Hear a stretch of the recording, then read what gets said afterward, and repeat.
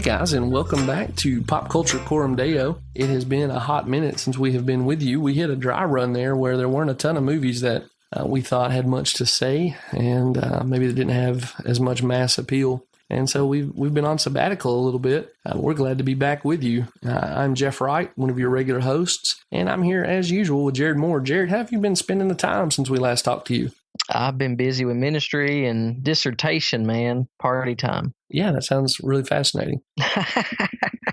Yep. I mean that seriously. Like, I think your academic work's interesting. So if you got to take some time off, taking it off to do some scholarships, a good thing to be occupying your time with, right? Yeah, you and my advisors, and that might be the only people who read this thing. So, well, I don't know if that's the case or not, but you know what they call people whose dissertations never get read outside of their advisors, right? Doctors. Exactly. So soon you'll be Dr. Moore. Hey, yeah. You going to call me doctor? Jury's out on that one right now. Still in deliberations. Are you going to introduce me? Are you going to introduce me on this show as Dr. Moore? Yeah, I'm praying about that. What kind of world do we live in where I get to be a doctor? Yeah, I want to treat you like they do doctors in comic books. You know, if a character in a comic book is the doctor, they can do everything from rebuild an engine to launch a successful space program. And so I'm just going to assume that it gives you those kind of abilities as well. That would be awesome. So you'll just come to me for advice about everything. Yeah, if I start referring to you as doctor, it's likely going to be like I'll refer to you as like Dr. Turd or something like that. That's good. That'll work. That is a reference to something that's coming up in an upcoming segment. But before we get there, I want to ask you sort of our opening question lately. Are you watching or reading anything good lately? I've been watching, and I've watched it from the beginning, Better Call Saul. Oh, yeah. Did you watch Breaking Bad? I did. Do you think that Better Call Saul is better than Breaking Bad? I actually like it better. Breaking Bad was a little too, I don't know, seedy, underbelly for me. Gross. Yeah. And it was, I don't know, it was a little too rough. But Better Call Saul is more mild. I tell you though, they know how to do drama. I mean, man, they know how to do drama. Like Amber and I will be watching it, and it's a dude sitting in a car for 10 minutes, and he's like, I mean, I'm like, why are we watching this? But it keeps you engaged in the story. They know how to tell a story. Yeah, it's the same showrunner, right? I think so. Yeah, I think it is. It's AMC. It's just interesting, and the characters are so developed. And I don't know the dude's name. He used to write for SNL though. The guy who plays Saul or Jimmy. Wait, what? Is Jimmy and Saul the same thing? I think so. Okay. I think so. I think his name is Jimmy, but I think he goes by Saul later on. Okay. But, so what you said about Breaking Bad is why I gave up on it. I think it's important that we have stories like Breaking Bad out there in the cultural consciousness. I think I said consciousness in cultural consciousness. But I just did not want to go with that guy into the sewer. And so I checked out after the first season. Mm-hmm. And it just, because of that, I never really wanted to jump in with Better Call Saul. But it seems like the hot take online is that Better Call Saul may be better even than Breaking Bad. Yeah, I think you'd enjoy it. I think you would, because I think Christy would too. I think if both of y'all sit down and watch it from the beginning, it's just engaging. I don't know how else to say it. And I love stuff that's character driven, Yeah, it's definitely character driven. And the bad guy, I love not the bad guy, but the cop in Breaking Bad, the guy who did a lot of the dirty work, like the ex-cop. Oh, I don't know who that would be. The only cop I was aware of from season 1 was was Walter's brother-in-law. Walter's brother? No, not that one. It was the older fella who looks mean. I mean, he's got a bulldog face. Huh. But he's in Better Call Saul too, and man, he's such a great character. Okay. Yeah, he's amazing. He's part of one of the main reasons I watch the show. Like, I love him. Love that character. He's just tough as nails. I mean, it's just hard to explain. Yeah. Okay. But yeah, I think you'd enjoy it. Yeah, and we may have to give that a run. You turned us on to a comedy that will go unnamed on here, but you turned us on to a comedy lately that we were really enjoying. So maybe we ought to take you up on this drama too. that drama, and of course, there's conscience warnings. I'm sure in that. I mean, it's mainly language, and there's still a little seedy stuff, but it's nothing compared to Breaking Bad. I mean, Breaking Bad was, it got. I used to watch Prison Break back in the day, and Prison Break got that way too later on. Like when they ended up in a prison down in Mexico, and it got really rough quick. But well, all right, Better Call Saul. I guess I add that to the watch list. Anything you're reading outside of your academic work? No, mainly just academic stuff, man. And I wish I could do some fun reading. I have been listening to lore. And I've enjoyed that. So if you're not familiar, listener, that's Aaron Minky's Lore podcast, which is also now, I guess, an Amazon original television show. I listened to probably the first 20 to 30 episodes of that thing and eventually kind of, I don't know, just moved on to other stuff. But I remember really enjoying the first handful of episodes there. Yeah, I'm about 75 episodes in. I think there's 90 something, but he's had over 100 million downloads by episode 70. Like it's just crazy the amount of, and they're only like half an hour, but I think he's got to take some liberty with this stuff, but it's very fascinating. He can tell like loosely historical fiction. I mean, there's enough truth in there, like you see on a movie based on a true story, and it's like there's just a few things that are true, and he weaves the rest of it, and it's really good. Yeah, he's a good storyteller. I remember there was something about his cadence, and who am I to speak about somebody else's cadence, but there was something about his cadence that I didn't care for.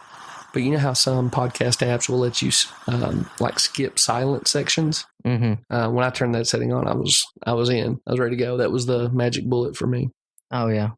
He's got to be a millionaire now, just from doing a podcast. It's because he's got Penguin Books has signed him to a multi deal. A multi deal, huh? That sounds impressive. Multi books, Yeah. Dude, I wish I could punch you through the microphone. Like, would that be a multi punch?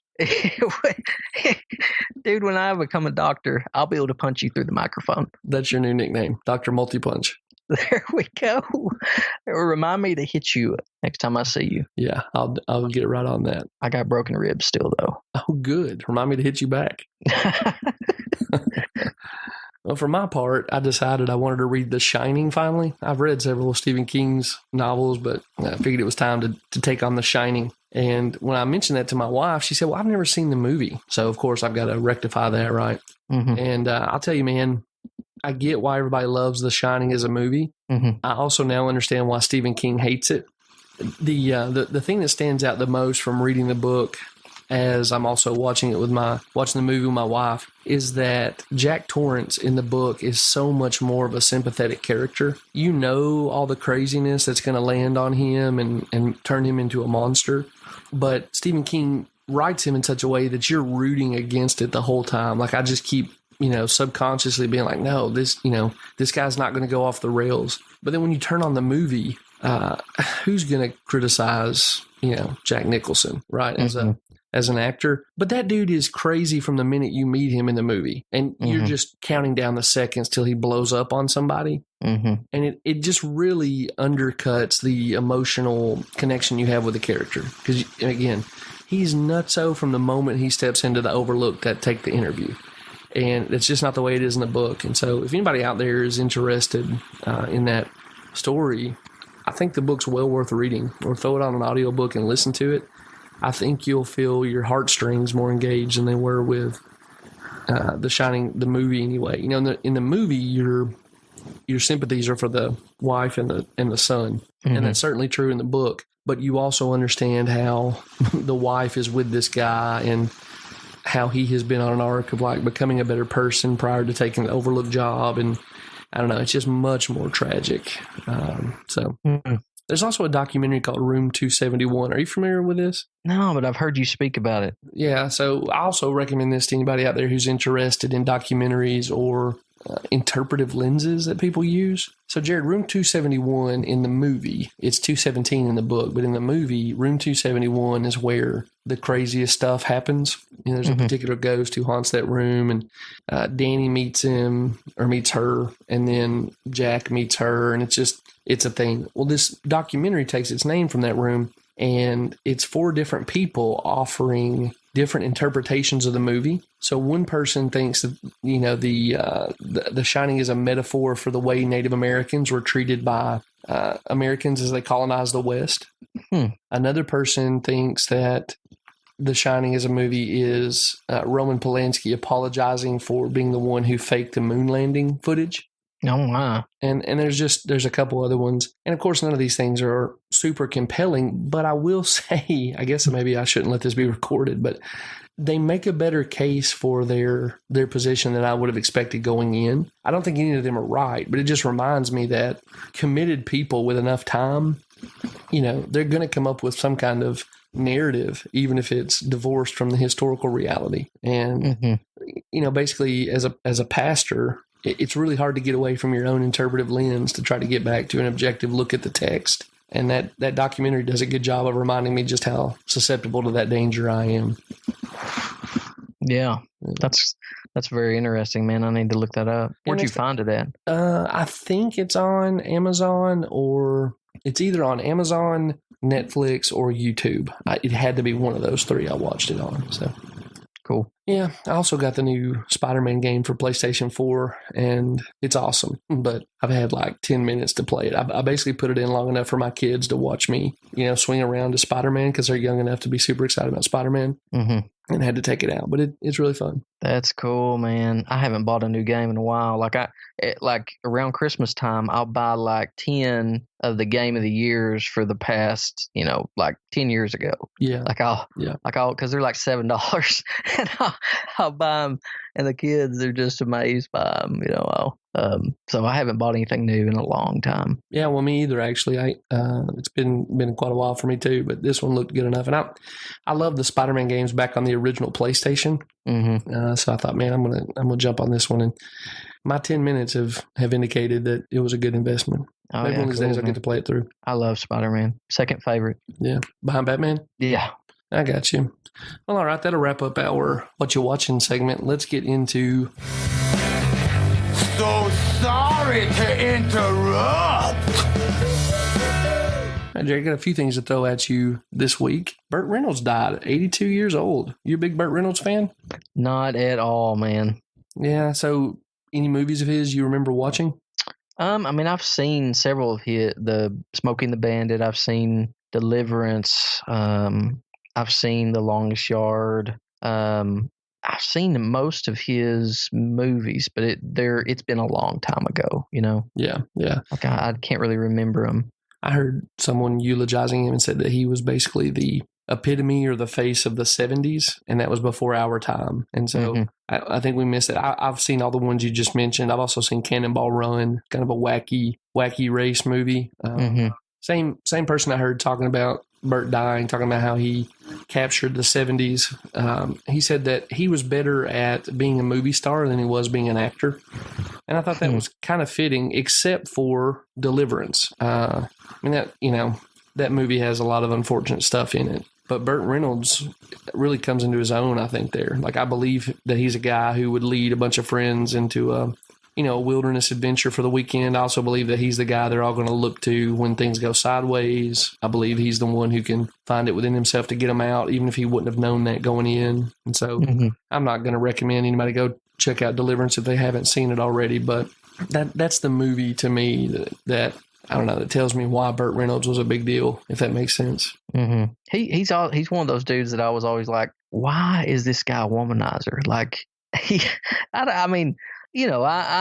understand more so like women drooling over Brad Pitt, but Burt Reynolds, those giant eyebrows and stuff, I just always not an eyebrows fan there, Jerry. Apologies to all the heavy-lidded listeners out there. I was just always surprised. I don't know. See if we can get some kind of eyebrow grooming company to sponsor the podcast. Dude, I have no eyebrows. Like, have you seen my eyebrows? Yeah, you virtually are like powder. Anybody remembers that movie, Your Powder? Have you seen my sons? I have. Like, dude, none of them hardly have any eyebrows. I'm thankful that my daughter does, but my boys, they got cursed with daddy's eyebrows, man. Yeah. Sorry also to Anthony Davis, unibrow out there. Jared just dropping hot takes about the eyebrows. I couldn't find anything online about his religious commitments. Everything you find kind of trying to catch up on him is that he was a serial womanizer. It looks like he did eventually come to regret it to some degree, but I don't know if that was actual repentance over sin or just, sort of the end of all flesh drawing near and his conscience activating. I think he regretted losing Sally Field. Like, that's what I've seen. Yeah. I think she was the only woman he ever loved or something like that. Really? It's kind of pitiful, kind of sad hearing him describe it. It was in a recent interview, I think, in the past 6 months. Yeah. I mean, that's very much not with Sally Field, just what you read about the end of his life. It's very much what does a man gain if he, gains the whole world but loses his soul story. Mm-hmm. So, I mean, rest in peace, Burt Reynolds, but hard to believe he actually is based on what was known about him in his public life, Yeah. That's a sad commentary.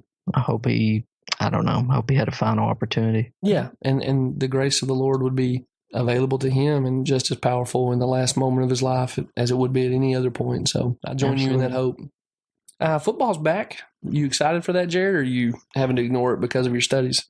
This is the least excited I've been. But dude, this past weekend was Looney Tunes. Like I got to watch some of the Detroit game. Mm-hmm. Good night. Talk about a tale of two halves. Oh my goodness! And then I got to watch Aaron Rodgers possessed by a demon or something.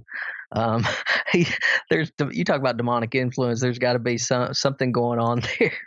Man, you were coming out hot against like heavy eyebrows and Packers fans. Oh yeah, dude. I mean, come on. They've been. I mean, maybe it was a God thing, but you see, you were speculating wildly across the spectrum at this point.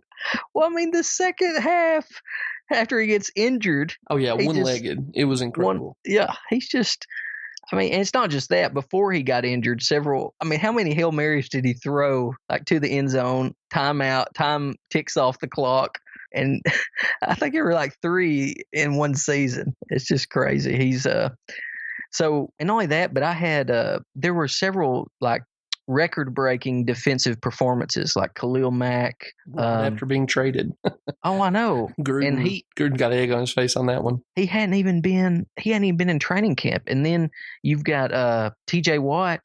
I mean, he had a crazy game and like a block kick, a forced fumble, a recovery, 2 or 3 sacks, and same way with who's the Denver guy, Von Miller. Yeah, but I didn't even see that. So he had a renaissance game. Vaughn's getting a few miles on the odometer. Oh, he went berserk. Really? Yeah, it was like 2 forced fumbles, 3 sacks. I mean, it was ridiculous. There were several standout performances, and then you were curious about who like picked to win the Super Bowl. Mm-hmm. Who would you pick? I think the Saints, man. If their running back stays healthy, didn't they just get destroyed by Ryan Fitzpatrick and the Bucks? I think they did lose the shootout, but I think they'll come around. I think that was a fluke. But Jared, out of all the hot takes on this podcast that you've dropped so far, the post Ryan Fitzpatrick Saints as Super Bowl contenders is the hottest of hot takes right here. I really wish we gambled.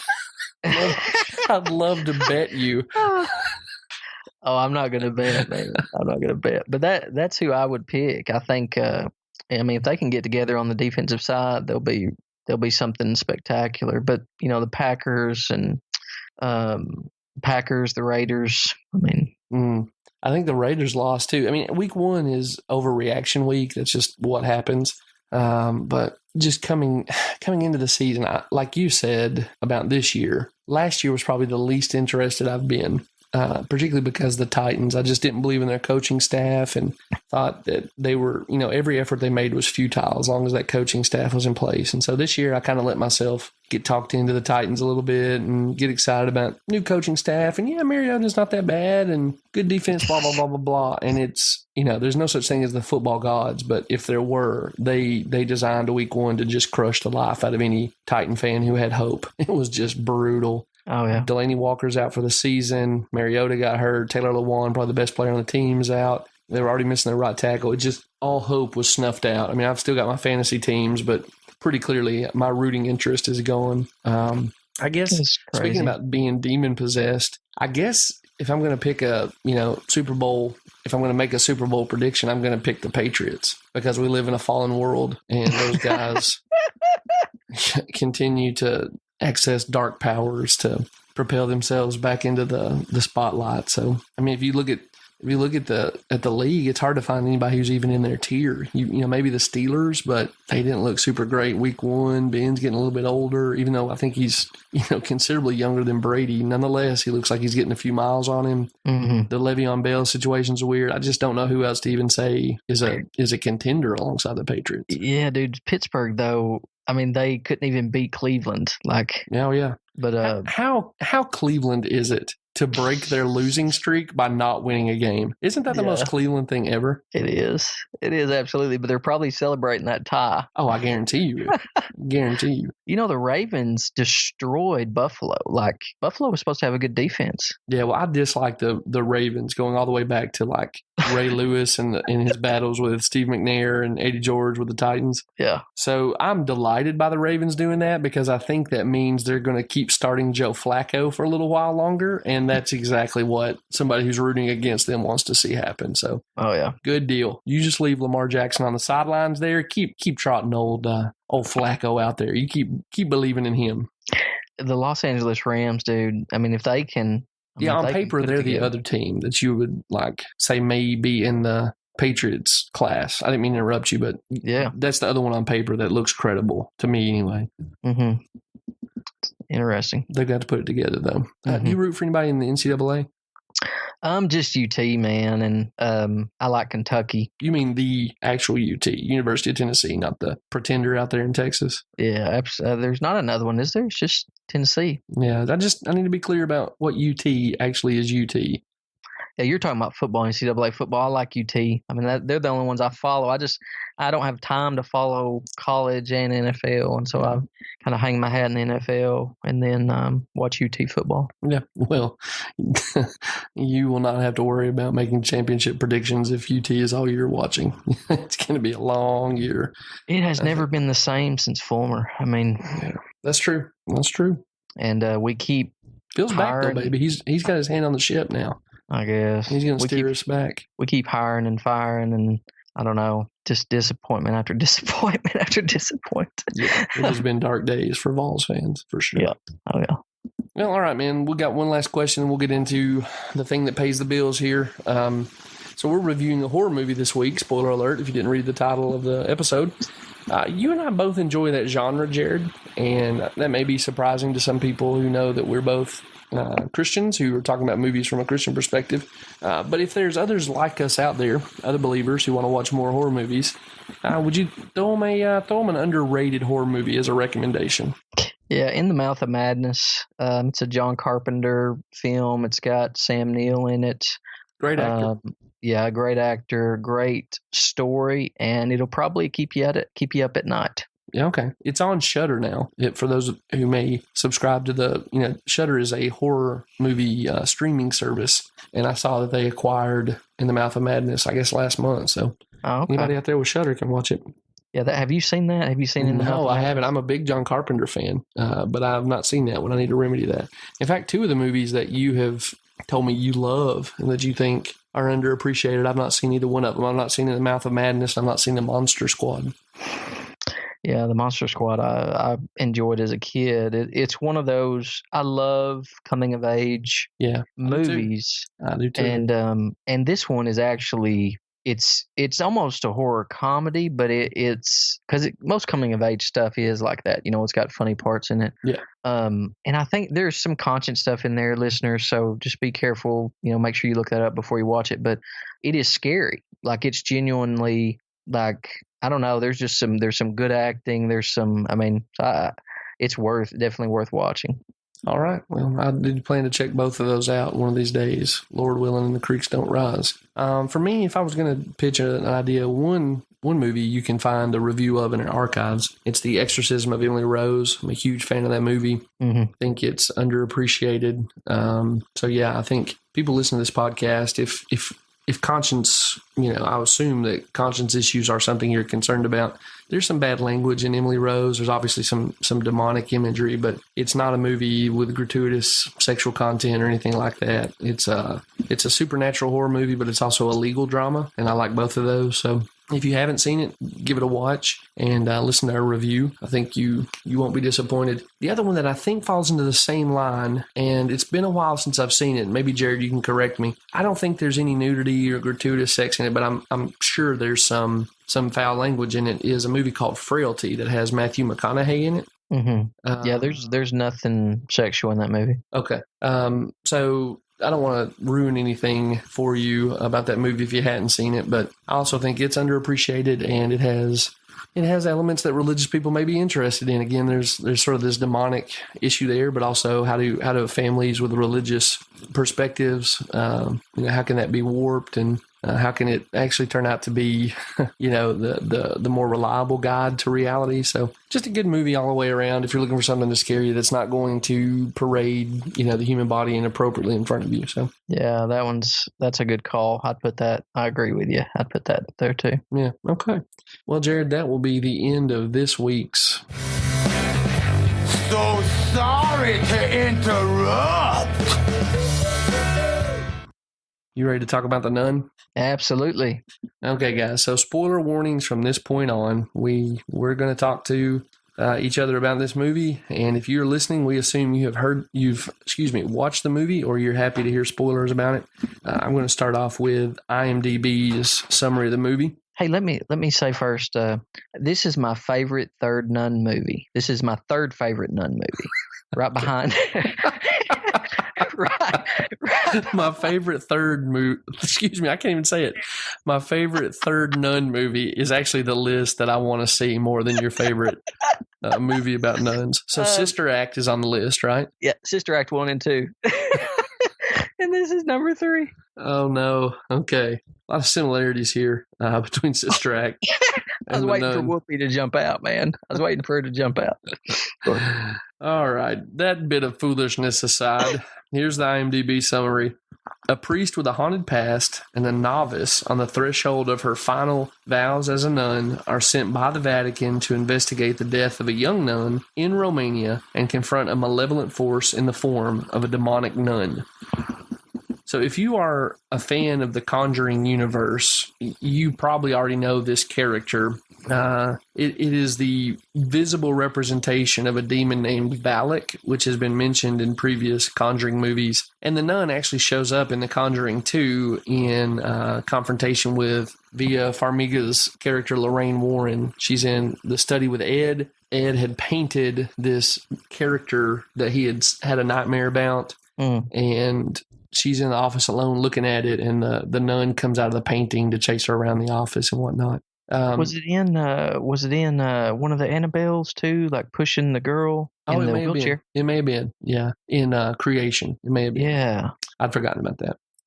Jared, just to put this all up front, I can't remember being more let down by a movie than I was by this one. I feel like the hype for this movie was unreal. And I got really excited for it when San Diego Comic-Con was going on, because they have the Scare Diego event that's sort of a run-up to Comic-Con. And everybody there was like, man, we saw test footage. It's incredible. It got a standing ovation. It's so scary.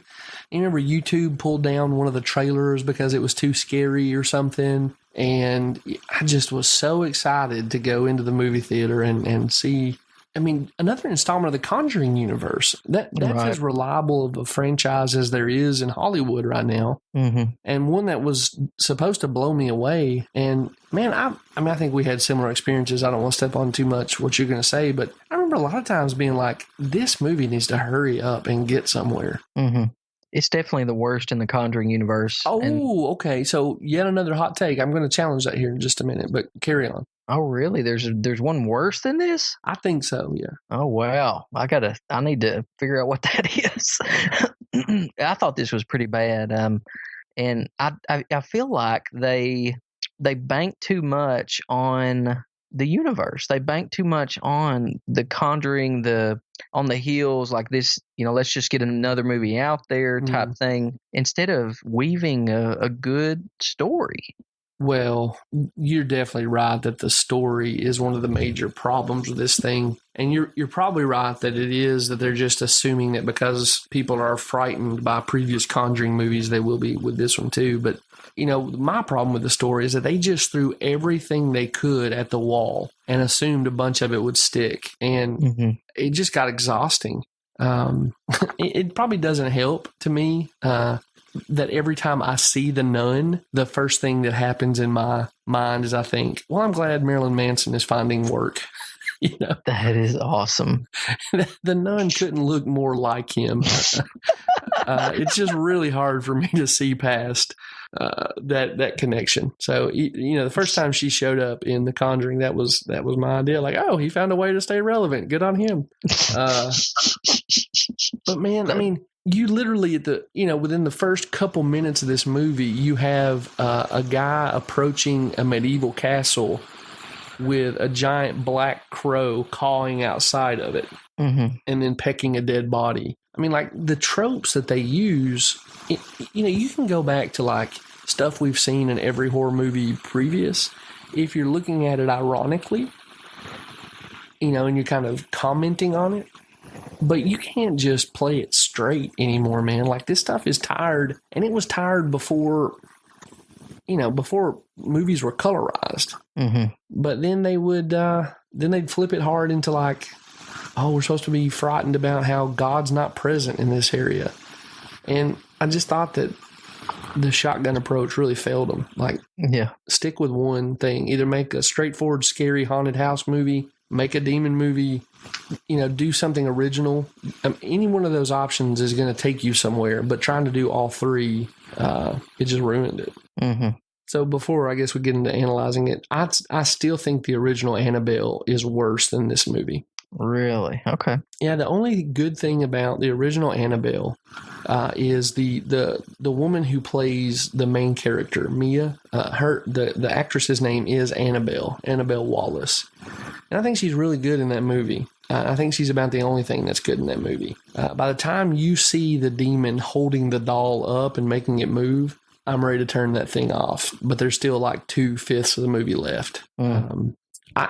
Conversely, I think that I never can pronounce her name right. Vera Farmiga's daughter, Taissa, however you say that, the one who plays the young, soon-to-be nun in this movie, I think she's really good. And I thought the guy playing the priest alongside of her, I've never seen him before. I thought he did a pretty good job of playing a guy who's seen some stuff, but is not the stereotypical, like, he's an alcoholic and gruff and mean to everybody around him, which I thought was good. And sort of those two elements put together, both of those performances are enough to raise it over Annabelle for me.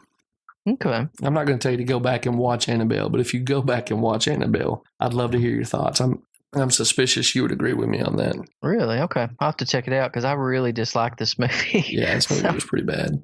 It's such a letdown. Again, just such a stinking letdown. I remember being let down by Avatar, if I can go way back, because the hype around that movie was so big, and then it just wanted to preach at me about environmentalism. But at least it was visually compelling, and the 3D thing was a novelty at that time. This movie just overpromised and failed to deliver. Hey, dude, I think they've got... I may be wrong, but I think there's 4 more of those coming out. Avatar? Oh, my God. I think they've already made them. Like, I think they made them all similar to how they did Lord of the Rings, and they're just going to release them, like, in 4 years in a row or something. Hollywood's broken, man. Did you see there's a new Magnum PI TV show? No, I didn't. I'm telling you, man. The giant mustache guy. Yeah, it's so terrible what passes for creativity and storytelling right now in major motion pictures and television offerings. It's just there's a new MacGyver. I saw that. Oh my gosh. Yeah, my mom watches it some. I don't know. I'm nostalgic over the old one because me and my dad used to watch it.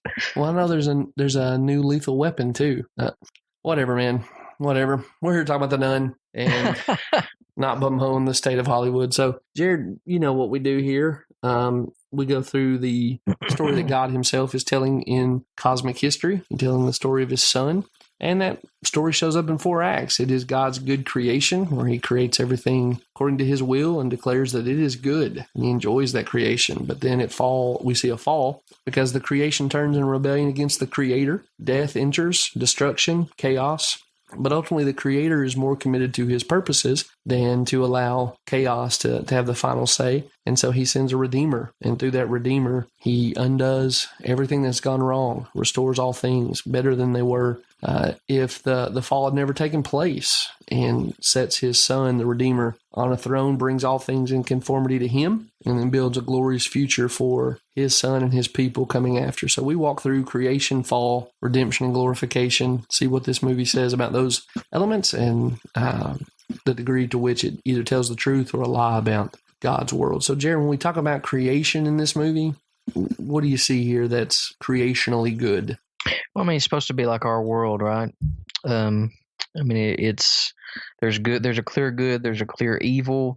There's more, I don't know. It's like they tried to, I mean, there was some good thing. There's some truthful things that they said that we agree with, biblically. And so I thought that was positive, but then there were some other, almost a yin yang type mentality too. So what are some of the good things they say? Well, for example, the kids are asking I can't remember the young nun's name.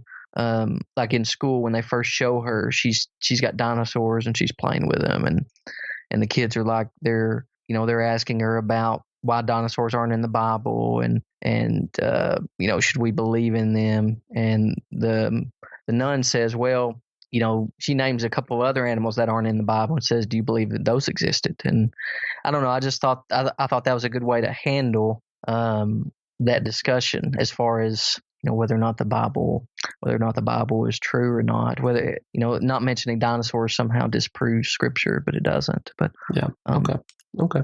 But that's one example. And then I like the relics. I think are silly. Religious relics, right, coming out of Catholicism. Yes, and actually having a vial with the blood of Christ in it, or a little glass casing of it.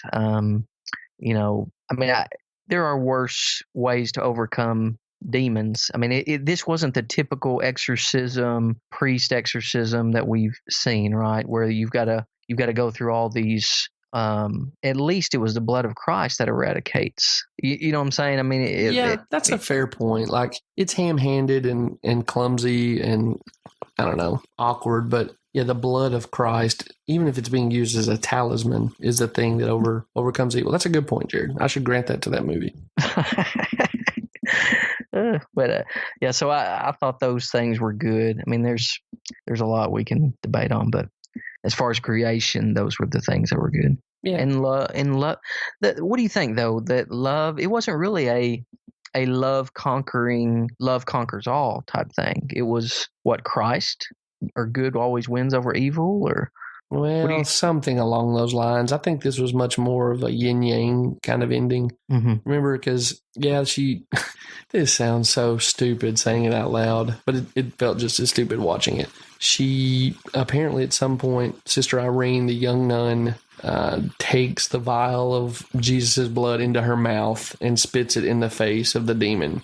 And the demon does the Wicked Witch of the West routine and is sent back to hell, and, all's well in the world, except we see at the end that Frenchie, the muscle in the movie, has got this mark on his neck that makes it look like he's possessed, and they fast forward to tie it in with The Conjuring, where Frenchie eventually is, experiencing an exorcism conducted by the Warrens, and Lorraine has a violent confrontation with the entity that's possessing Frenchie. And so, I mean, yeah, Jesus' blood won, but temporarily, Mm-hmm. I don't know. It's just hard for me to be enthusiastic about this one. Oh yeah, absolutely. Yeah, that's a good point. It's odd though. Maybe it was another entity or something. I don't know. Well, no. I mean, if you kind of trace it through, which I've done, Lorraine freaks out and doesn't want to do, more work after, what we learn is her participating in the exorcism of Frenchie, and she eventually connects it to Valak, and, I'm sure it'll be The Conjuring 3, because it's the thing that she doesn't want to talk about. It was this too painful an experience that she had to recover from for months, and they just kind of allude to it as a bad season in her life in the existing movies. So, yeah. That's it. That's interesting. So even the blood of Christ can't stop this thing. Apparently not. It's just a demon, but the blood of Christ is not powerful enough. You got to have these spiritualists, this man and woman. Anyway. Yeah. So, what's fallen in this movie other than the movie? I mean, there was, I don't know, the three were sacrificial toward one another. Oh, we're still talking about good things then, right? Well, I mean, like fallen, I'm trying to think of what was fallen. There is a clear, distinct good and a clear evil. What do you think? We probably need to talk about this later, but the nun committing suicide. Yeah, we'll talk about that. Yeah. Okay. Yeah. But as far as the evil, the evil entity primarily, because the other three are good. I mean, there really is a distinction. I mean, there was no every man for himself mentality that I saw. Yeah, and I mean, I guess another thing to stick in the positive category is that there was no secret, deep, dark revelation that undermined the purity of the people who were involved fighting the evil. That's the easy thing to do, is like, oh, this priest actually ended up killing somebody, and he's not a good man. They didn't do that. Now, he had demons that the demon used against him, but it wasn't because he had failed morally. Frenchie and Sister Irene aren't put in that position either. This is a world, though, where Satan and his kingdom is very powerful. Incredibly powerful, more powerful than anything we've seen documented in human history. Able to bend the laws of physics in that way, because it explicitly attributes those things to Satan and the demonic. It's telling a story that's not honest about the way Satan's power works. He can't, at least based on all the evidence we have available to us, he can't make someone fall into an open grave and then instantaneously have that grave be covered with years of growth, as it's filled in with dirt. It's just... I may push back on that a little bit. Oh, please do then. That'd be more interesting than what I saw in the movie. I'm thinking of Job, when God permits Satan to... I want to say, did fire and a tornado and like when God permitted Satan to kill Job's family, didn't he have power over, wasn't it a tornado? Well, yeah. So I've miscommunicated. What I'm thinking about is in the movie, Father Burke, I think, has chased out this ghost of the little boy that died during an exorcism he performed years previously. You remember that? Oh, yeah. I know. I remember what you're talking about. I'm just saying, I think that God may permit, and I think of the demon possessions and the supernatural strength, and I mean there are things that God may, I don't know, he may permit the evil one to do things. I don't know. No, I'm with you on that, but they seem to still be bounded by normal laws of physics. So when the priest goes chasing the ghost of the young boy, the demon turns on him, frightens him, he falls into an open grave. Mm-hmm. And then we immediately see that not only has dirt covered that grave, but there's like years of grass growing over the top of it instantaneously. So it seems more reasonable to me that the Lord would let him make use of phenomena like fire and tornadoes. Right. Where I don't see any indication to think that like Satan has the power to cause grass to grow quickly or dirt to materialize and disappear. Does that make sense? It does. It does. But what I'm saying is, my understanding of Satan is that he doesn't have power to do any of these things until God gives him that power temporarily. And so I don't know. I don't guess there are any examples that we can think of in Scripture where he did something contrary to physics or contrary to. But I don't know. I wonder about entering possessing someone. If would that be contrary to physics? Like another entity, someone that is not intelligence. Yeah, something that is not physical, or at least it's invisible to us. Well, it doesn't appear so, because apparently the Lord has granted that, but I don't think, one of the common things you'll see in possession movies, and, as we've talked about previously, I'm no expert on how possessed people act if there's still possessed people today, although I'm suspicious there are. Mm-hmm. I would not expect them to go skittering across the ceiling. Yeah. Would they be able to speak in a language that the person being possessed would not otherwise have access to? That makes more sense to me, because there's Mm-hmm. an alien intelligence who may know things that the host doesn't, or they may even be strong because like we see with like certain even recreational drugs, PCP and whatnot, can activate Mm-hmm. certain chemical stimulus within the body that gives disproportionate strength for a period of time. Could a hostile demonic intelligence possessing someone activate those same things? Sure, that makes sense. Mm. But it's all sort of bounded by the limitations that are inherent to human beings. Mm-hmm. I wouldn't expect that person to be able to like instantaneously grow their fingernails to a dangerous length. That seems like it would go further than what the Lord has given evidence that he allows Satan to do. And dude, if if we're ever around someone who scurries across the ceiling, like Aaron Rodgers, he would hop across the ceiling on one leg, throw it 90 yards.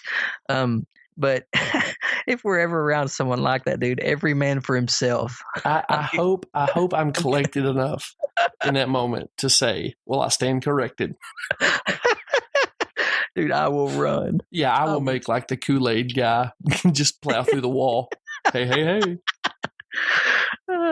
So that's fallen. Redemption in this movie?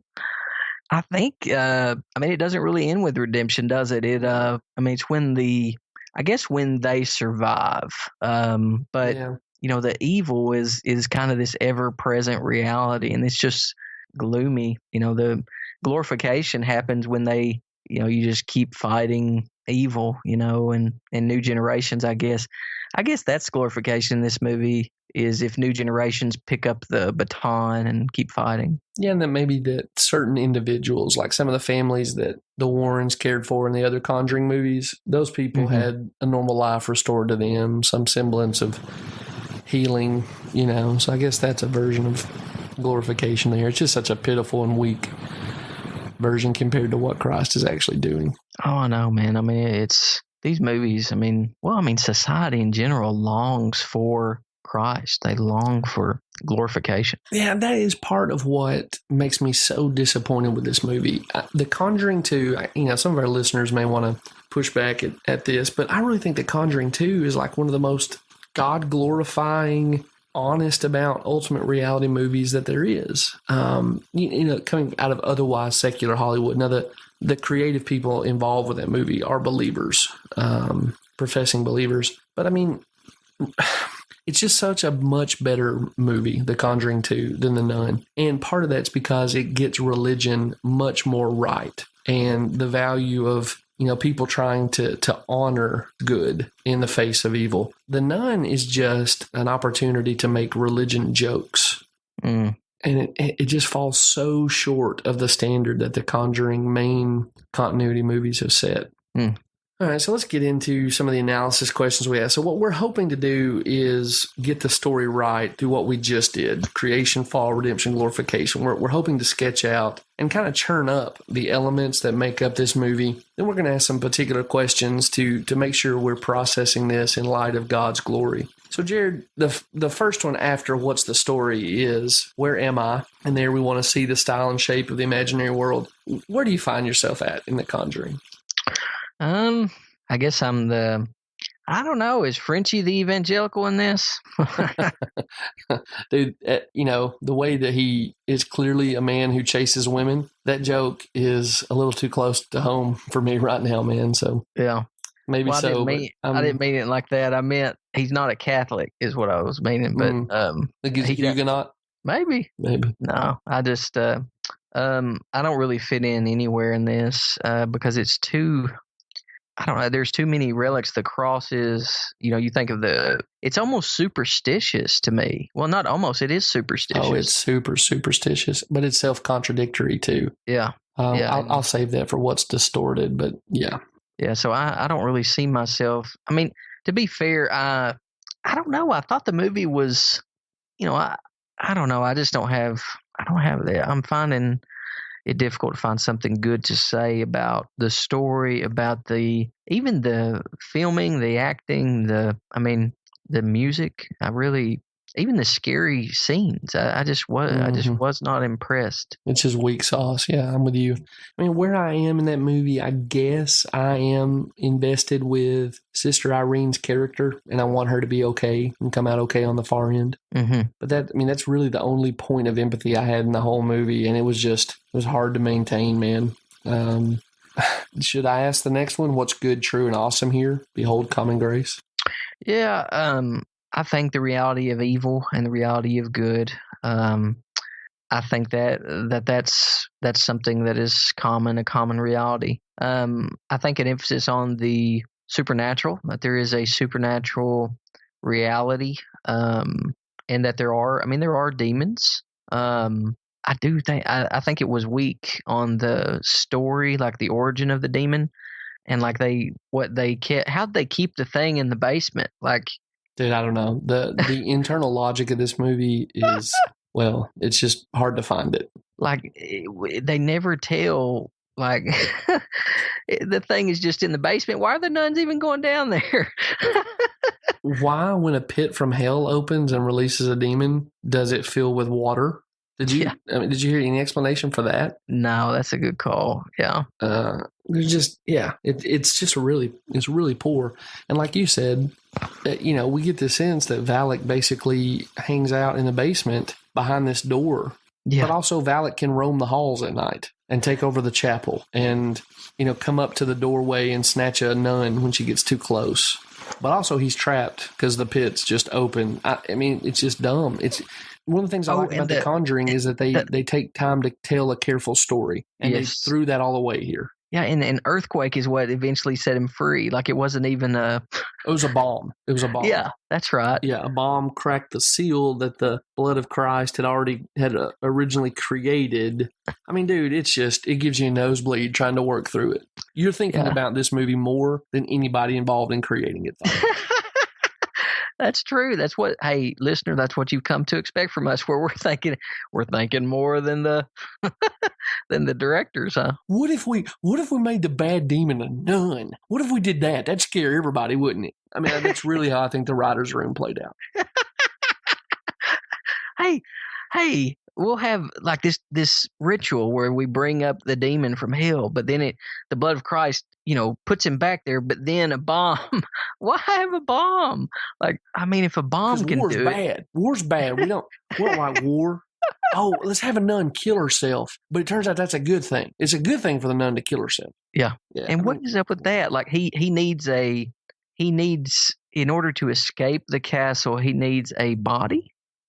You tell me, because he's able to run around on the grounds quite freely. When Frenchie's walking away, he's able to be out in the courtyard. I mean, I guess they said that like all those crosses are keeping evil in. Maybe I don't know, dude. Maybe all those crosses are like an electronic dog leash, and that's as far as it can go. Maybe it needs a body to go knock down some crosses so it can walk out. Maybe that's what Frenchie is. It possesses Frenchie so he can, in physical form, skip past those crosses. I really am grasping at straws here in a way that I don't think anybody who made the movie did. Do you think the nun could jump the crosses like the Dukes of Hazzard? Yes. I think that's going to be one of the deleted scenes when this Blu-ray is released. Jared, so I do want to affirm some of the things you raised up. Like, this movie backs into acknowledging some things that are true. There is a supernatural realm. There is hostile supernatural forces that are at war against God's good kingdom. God is ultimately more powerful than them. This movie also doesn't assume that every religious authority is a hypocrite. Mm-hmm. I don't know. Was it odd for you watching a movie about Catholics in the current crisis we're seeing play out in the Roman Church? Oh my goodness. I'm surprised actually that they released this. Like I'm surprised they didn't punt and kick it down the road, Yeah. Because I think it's got to be affecting it negatively. I mean, wouldn't that have to be? Like, it's a positive movie about the Catholic Church. Yeah. I really don't know. When the priest is in front of the cardinals, I kept expecting them to like show their hand and these guys be lecherous and vile people. But that wasn't really the case. They just said, we don't really understand why they did this. And that's it. They just punt. No, they're the wisest dudes in the room because they make him go get this obscure nun because of her visions, like from when she was a kid. Right, that's right. That's right. It is even more positive than I was remembering. Yeah, that's right. Yeah. Well, so even in a moment, which I realized they couldn't have anticipated what came out in the grand jury in Philadelphia when they were making this movie, but even in a cultural moment where people are particularly prone and primed and with good reason to be critical of the Catholic Church, this movie doesn't just say, hey, all religious people are idiots and hypocrites and monsters, Mm-hmm. Yeah. That's good. I'm trying to show some love to this movie. What's distorted, evil, and false? How can I subvert idolatry? I think the relics, the dependence on the authority, so-called authority of the church, the door that says God ends here. I think that was probably the dumbest part of the movie. As if you can keep God out of. We kind of have the doctrine of omnipresence. Yeah. Like, if God is not in that room, there's nothing else in that room. Like, well, just to point out the internal problems with this movie, isn't the blood of Christ stored in a room beyond that door? Yes. Okay. Whatever the nun, do better. Yeah, for real. I mean, mainly the relics. The relics, and I'm so thankful that I have access to the blood of Christ. Like, I've been washed in the blood. I've been atoned for, and I didn't have to go to some vial that is in some convent in Romania. Dude, yeah. So if we can just talk about that for a second. The idea, of relics, you and I are both grandsons of the Reformation. We think of those as vain superstitions. Okay. Mm-hmm. So that's on the table. If you're a Roman Catholic listener, hey, we appreciate you listening, but we have pronounced theological disagreements with the dogma of the Roman Catholic Church. I just want to own that. But man, aside from that, could they have found a tackier Christmas ornament to keep the blood of Jesus in? I know. I mean, they needed something archaic. I mean, this stuff is this stuff is 2,000 years old. It looks like something I would have won throwing ping pong balls into a goldfish cup at the county fair. Oh, it's man. Horrible. It is. And then her putting it in her mouth and spitting in the face of them. Yeah. I mean, really, out of all my criticisms of this movie, the one I feel the heaviest is that this movie wants to both be super reverent about religious, what's the right word? Superstition is what comes to mind again, but it's sort of religious trappings, right? Mm-hmm. So we've got the priest and the nuns and the holy water and the relics and the rituals. We've got all that stuff. It wants us to really think that those things are important and powerful. But in the exact same breath, it also takes pains to make us laugh at those things. Mm-hmm. And again, I'm talking about this just as a consumer of the movie, not even as a Christian who's looking at this theologically.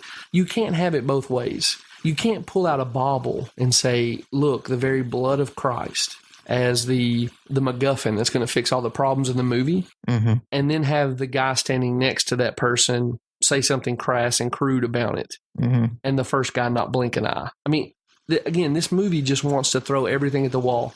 Oh, religious trappings make for really good scary movie imagery. Cool. Oh, we're too cool. We're gonna we're going to let everybody know that we think religion's a bunch of bunk.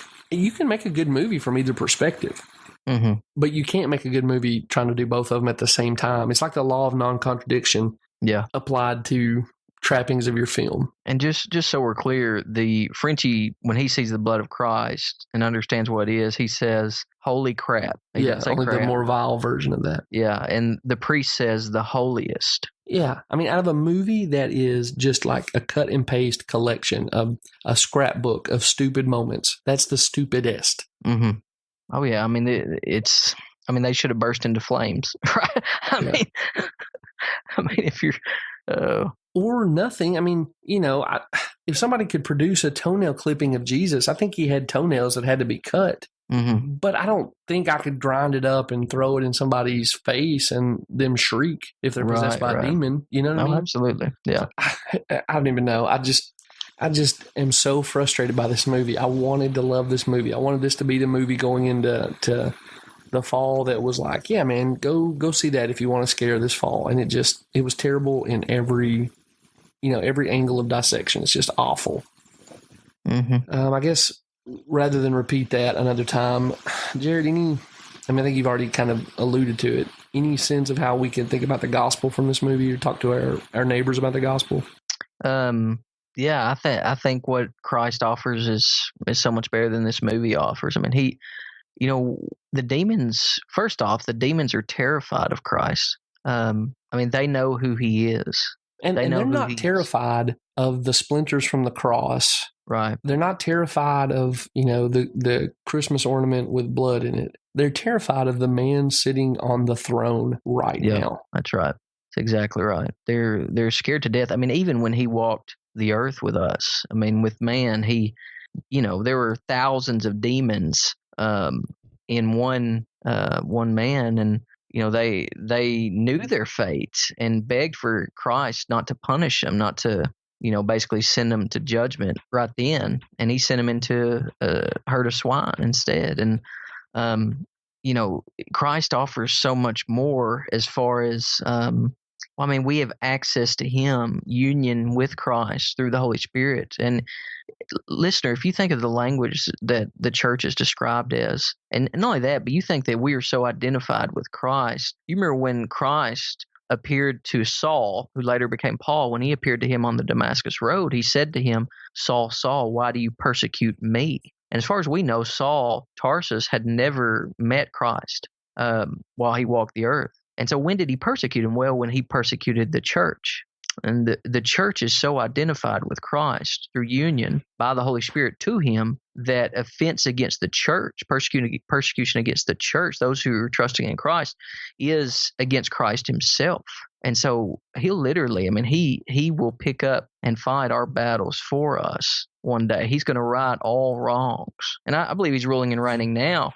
But if he doesn't, we long for specific types of justice, don't we? But if it doesn't come now, it will. We will rule and reign with him for all eternity. We are one with Christ. And, Jeff, I believe there's this is going to sound odd, and I don't know if we've talked about this before, but I believe that a day is coming when we have some sort of physical union with Christ. In the new heavens and new earth. Do what? Yeah. By physical union, so you think of the Apostle Paul in 2 Corinthians when he's talking about death being swallowed up, how he longs to be swallowed up in life. He's talking about being absent from the body, present with the Lord. He doesn't want to be unzipped from his body, but he longs to be swallowed up in life. And it seems to me that there is. So right now we have a spiritual union with Christ. I believe that in the new heavens and new earth, so I believe our loved ones who are absent from the body and present with the Lord, that they are experiencing, somehow they're being swallowed up in life, even though they don't have their bodies right now with the Lord. But one day when they receive their new bodies, somehow I believe in the new heavens and new earth, there's an even greater union. And maybe I shouldn't say physical. I'll just say a greater union with Christ in the new heavens and new earth than there is now. You got to tell me more about this off air. Yeah.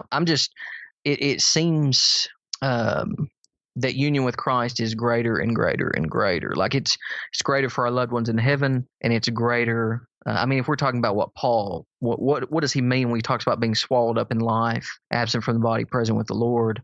And then in the new heavens and new earth, when earth and heaven become one, and there's literally, it's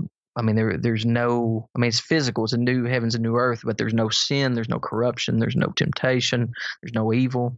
I don't know. So what this movie longs for is that new heavens and new earth, that union with Christ, that protection, that eternal protection from evil, that eternal cleansing. And I'm just thankful that, man, Christ, union with Christ, there's nothing better. And I need to be reminded of that constantly because the world's pulling us the opposite direction. Amen.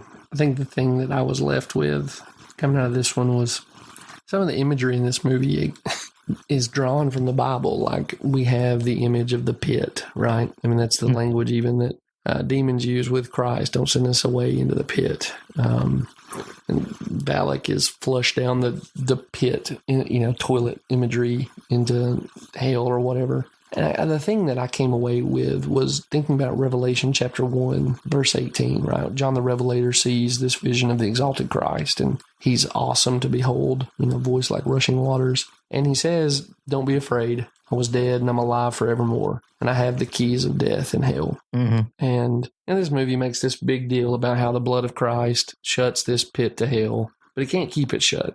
Yeah.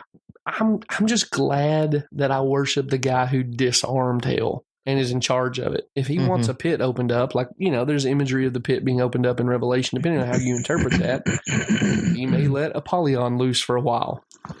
But he's doing it as the key holder. He's not doing it as the guy who had to have some kind of religious totem associated with him, used as a mechanism to win a temporary good. Yeah. He's just so sovereign that even hell, death, those things are in his hand and work for his ends. And while I don't deserve it, it is incredibly sweet to be on his team. Amen. Amen, buddy. Well, Jared, this movie was terrible, but the gospel's really good. Amen.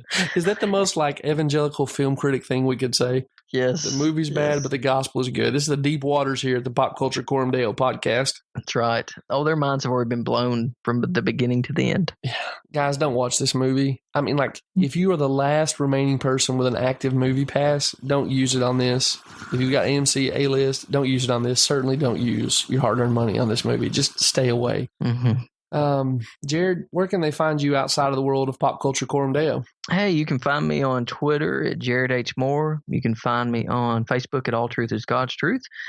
You can find Jeff and I on Patheos, patheos.com/blogs/Pop Culture Coram Deo. Check out some of our companion pieces. And we're actually going to be releasing a list of 31 days of horror movies. And it will be movies that don't have nudity or sexuality in them.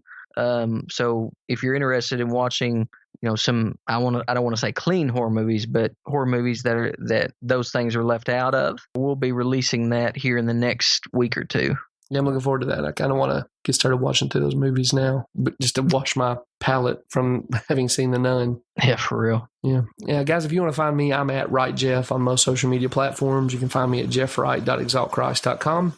I post there more infrequently in recent days, but nonetheless, my scattered thoughts are gathered up there. We would love to have you connect with us as a podcast on social media, particularly the Facebook group, the Perpetual After Party, Pop Culture Coram Deo Perpetual After Party. It's linked to from our Facebook page. There are a number of participants in that group. They are some of the best things about this podcast we do, hearing feedback and ideas, things they're watching. Love to have you jump in there. If you're willing to go by iTunes or wherever you're listening to this podcast and leave us a review, we would certainly appreciate that. Of course, we covet 5-star reviews, but we'll take whatever you can give in honesty, and thank you for it. So, yeah, if you can get by and leave us a review, much appreciated in advance. Jared, I think we know what we're going to watch next time, don't we? Oh, yeah. I think we're going to try out the Predator, I guess is what it's called. And not the hockey team. That comes out this weekend. We're hoping to see the Thursday night showing. And once we do, we'll get back on here, turn on the mics, and let you guys know what this movie looks like when it's examined in the light of God's glory. So until then, we want to say thanks for listening to this episode, and we'll talk to you next time on the Pop Culture Corumdale podcast.